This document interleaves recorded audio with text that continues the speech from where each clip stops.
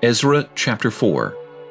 Now when the adversaries of Judah and Benjamin heard that the descendants of the captivity were building the temple of the Lord God of Israel, they came to Zerubbabel and the heads of the fathers' houses and said to them, Let us build with you, for we seek your God as you do, and we have sacrificed to him since the days of Esarhaddon king of Assyria, who brought us here. But Zerubbabel and Jeshua and the rest of the heads of the fathers' houses of Israel said to them, You may do nothing with us to build a house for our God, but we alone will build to the Lord God of Israel, as King Cyrus the king of Persia has commanded us. Then the people of the land tried to discourage the people of Judah. They troubled them in building, and hired counselors against them to frustrate their purpose all the days of Cyrus king of Persia, even until the reign of Darius king of Persia. In the reign of Ahasuerus, in the beginning of his reign, they wrote an accusation against the inhabitants of Judah and Jerusalem. In the days of Artaxerxes also, Bishlem, Mithridath, Tabal, and the rest of their companions wrote to Artaxerxes, king of Persia, and the letter was written in Aramaic script and translated into the Aramaic language. Rehum the commander and Shimshai the scribe wrote a letter against Jerusalem to King Artaxerxes in this fashion.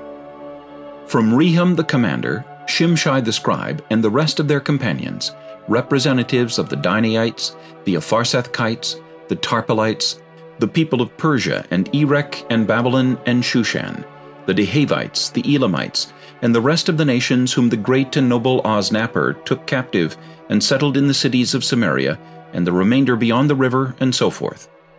This is a copy of the letter that they sent him. To King Artaxerxes from your servants, the men of the region beyond the river, and so forth.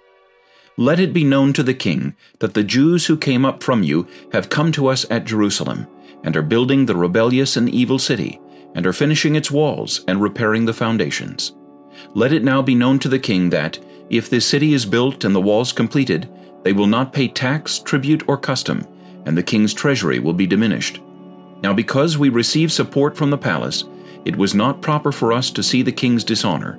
Therefore we have sent and informed the king, that search may be made in the book of the records of your fathers, and you will find in the book of the records, and know that this city is a rebellious city, harmful to kings and provinces, and that they have incited sedition within the city in former times, for which cause this city was destroyed.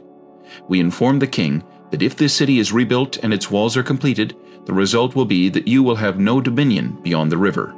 The king sent an answer, to Rehum the commander, to Shimshai the scribe, to the rest of their companions who dwell in Samaria, and to the remainder beyond the river, peace, and so forth. The letter which you sent to us has been clearly read before me, and I gave the command, and a search has been made, and it was found that this city in former times has revolted against kings, and rebellion and sedition have been fostered in it. There have also been mighty kings over Jerusalem, who have ruled over all the region beyond the river, and tax, tribute, and custom were paid to them. Now give the command to make these men cease, that this city may not be built until the command is given by me. Take heed now that you do not fail to do this. Why should damage increase to the hurt of the kings? Now when the copy of King Artaxerxes' letter was read before Rehum, Shimshai the scribe, and their companions, they went up in haste to Jerusalem against the Jews, and by force of arms made them cease. Thus the work of the house of God which is at Jerusalem ceased, and it was discontinued until the 2nd year of the reign of Darius king of Persia.